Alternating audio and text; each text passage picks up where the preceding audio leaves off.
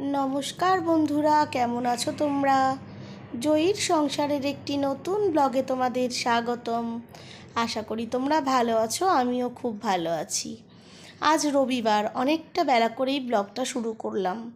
আজকে লাঞ্চে তেমন কোনো রান্না নেই, কারণ সবার আজকে আবদার গরম গরম ফুলকপির পকোড়া আর তার সঙ্গে গরম গরম ভাত। তাই ফুলকপিটা ছোট ছোট করে কেটে একটু স্টিম করে নিয়েছি, আর এদিকে তারপরে বেসন, কর্নফ্লাওয়ার আর অল্প একটু সোডা দিয়ে, খাবার সোডা দিয়ে ভালোভাবে ব্যাটারটা রেডি করছি।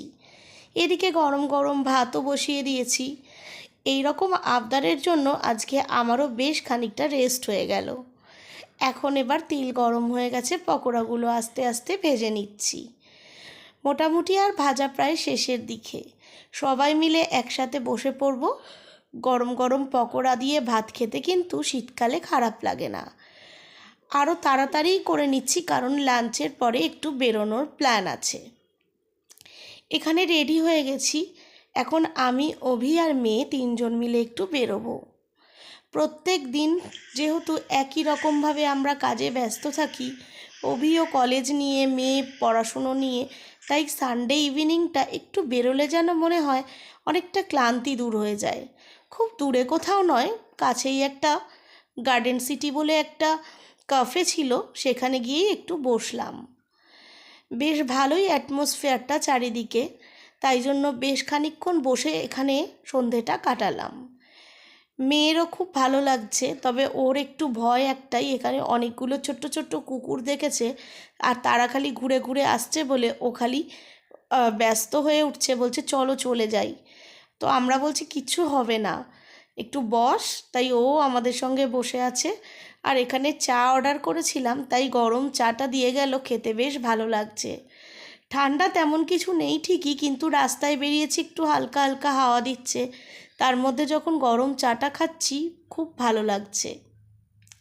প্রত্যেক দিনের একঘেয়েমি থেকে একটুখানি এরকম বেরোলে না মনটাও বেশ ভালো লাগে।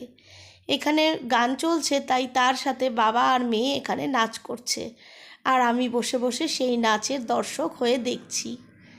দুজনা মিলে নাচ করে যাচ্ছে, কারণ একটু চিকেন পকোড়া অর্ডার দেওয়া হয়েছে, সেটা এখনও এসে পৌঁছায়নি।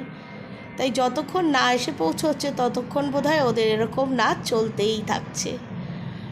বেশ ভালো লাগছে বসে থাকতে, গল্প করছি, আড্ডা দিচ্ছি। এই যে এসে হাজির হয়ে গেছে পকোড়া। এখানে এখন এই পকোড়াটা একটু খাওয়া দাওয়া করে তারপরে আমরা আবার বেরোবো। খুব বেশি দেরি করব না, কারণ ডিনারটা বাড়ি গিয়ে আবার বানাতে হবে। বাড়ি চলে এসেছি, এবার একটু ফ্রেশ হয়ে নেব, আর একটু চা খাবো। চা খেয়ে নিয়ে তারপরে বানাবো রাত্রের খাবারটা। আজকের ভিডিওটা তাহলে এই অবধিই থাকলো। তোমরা ভালো থেকো, সুস্থ থেকো, সাবধানে থেকো। ভালো লাগলে একটা লাইক করো, যারা এখনও চ্যানেলটা সাবস্ক্রাইব করোনি সাবস্ক্রাইব করো।